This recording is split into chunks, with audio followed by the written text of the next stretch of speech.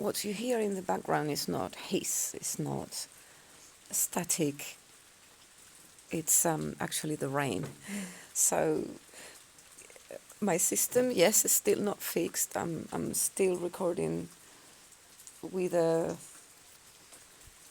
improvised system, and because today it didn't want to work very well, I'm just using my phone, which is not ideal, but it is what it is. And like everything in this incredible journey, any little thing will make you confront your fears and insecurities, in other words, your ego, that thing you have to rid of. And I am a perfectionist, which is not bad in itself, but it is bad when you want to be a perfectionist because you want to please others. You know, if you are a so-called divine feminine, and let me open brackets there, I use this term a lot, so-called. I just don't tend to feel comfortable using certain labels. But for the time being, I'm just going to stick to this one. So if you identify with that label, divine feminine, then you will know that this is one of our traits, that we're people pleasers. We are. I mean, we are not. Our ego is being configured to make us act as such. It doesn't make us better, it doesn't make us worse. It just makes us equally controlled by an ego mind that doesn't belong in our soul-powered body. So today, to be completely honest with you, I've just been like, I'm tired of trying to have the perfect setting and the perfect recording, which is never going to come so soon because I've only just started this project, which it really just forced itself upon me, much like everything else since I met this person. And I was just like, just go with the flow. I feel like I want to talk, I want to record this, and I'm just going to do it. And so I've done a couple of little short snippets. And my last one talked about, very briefly, pain, and how I believe that you will never heal and reach that so-called and longed for inner union unless you stop feeling the pain. And you might ask, but how do I stop feeling pain? I mean, it hurts. Like, I will never be able to stop feeling the pain. And the truth is that, yes, you can't stop feeling the pain.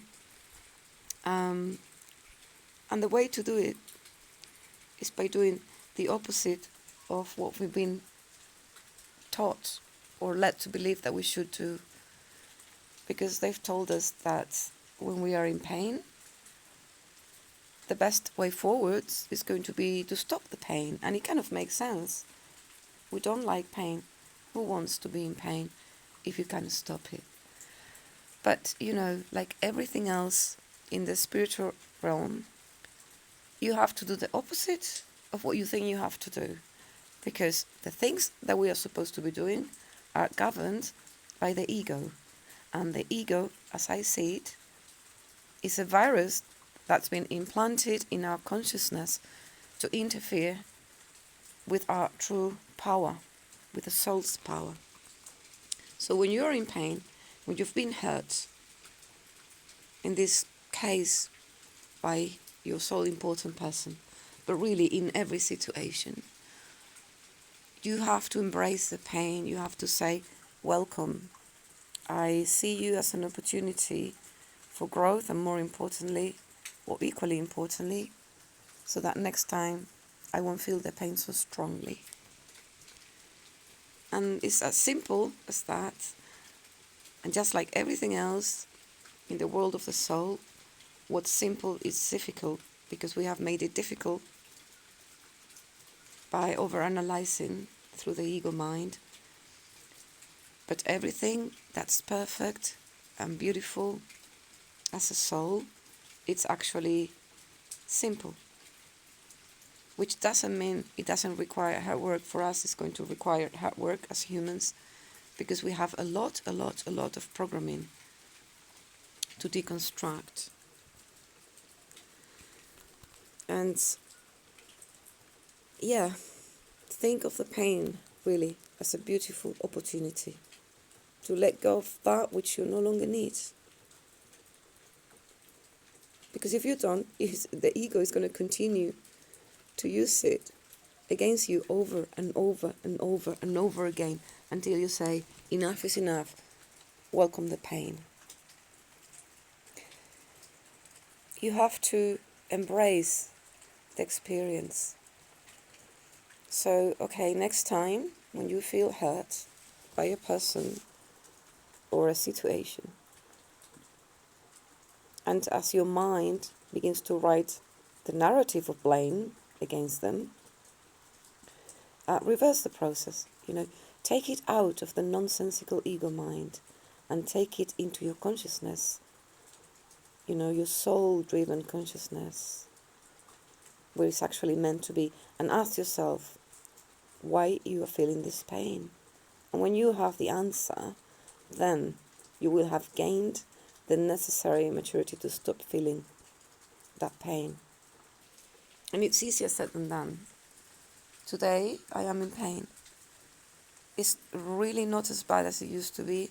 I know it's going to be short-lived, and I am having a hard time embracing the pain. But actually, embracing the pain happens when you don't realize you're embracing the pain. All it takes to do so is to not go into your ego mind narrative. That's all you have to do. Let it do its thing if it wants to. If you don't pay attention, it will stop. And that's how you heal. And whilst you're in the pain, it won't look to you as though you are doing any healing, but you are. Trust it. Trust the process. Also, understanding, integration, reasoning of what really is going on with your special person will help you put perspective into the pain. When they come in and say something which really triggers you and really hurts, apart from not going into your ego mind narrative, you can do something which will help you stay away from looping in that vicious circle of repetitive thoughts, which is understanding it is really just a play, a little game, a little trick, a little wink from the universe, which only wants to help you become who you're really meant to embody. So they put all these little tricks and obstacles along the way, little hurdles, so then you yet jump over another one.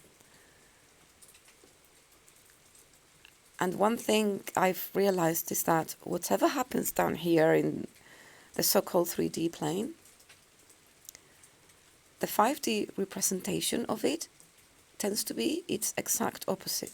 I'm pretty sure it is always exact opposite, but I'm going to use the words tends to just in case, because it's something I haven't explored as deeply as I would like. Okay? Just like, when you chase, they pull away because this is an invitation for a reversal of patterns. When you pull away and they chase, that's when things start to change. And so, trust that what's bad news down here is good news up there. Okay? Trust that it is only an illusion The trigger is only an illusion to trigger the response that's going to make you stronger, more powerful, and happier. So hang on in there, and you will heal fully. And with that, you will help so many more people heal, which is our true mission here on earth. We have to liberate humanity from the weight of the ego mind